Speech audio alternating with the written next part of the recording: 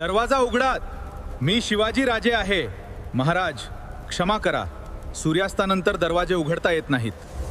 महाराज क्षमा करा, सूर्यास्तानंतर दरवाजे उघडण्यास मनाई आहे. सैनिकांनी नम्रपणे पण ठाम नकार दिला. मराठा किल्ल्यामध्ये नियम खूप कडक होते. कोणासाठीही वेगळे नियम नव्हते. शिस्त हीच सुरक्षा मानली जायची. एक महत्त्वाचा नियम होता, सूर्यास्तानंतर किल्ल्यात प्रवेश नाही, मग तो कोणताही व्यक्ती असो. त्या रात्री छत्रपती शिवाजी महाराज मोहिमेवरून परतले. ते थेट किल्ल्याच्या दरवाजासमोर आले, पण दरवाजा मात्र बंदच होता. दरवाजा उघडा, मी शिवाजी आहे.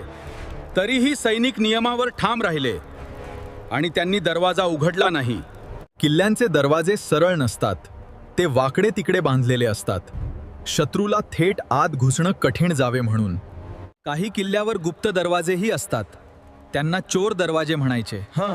पण ते फक्त आपत्कालीन वापरासाठीच असायचे. क्षणभर शांतता पसरली होती. तुम्ही योग्य केले.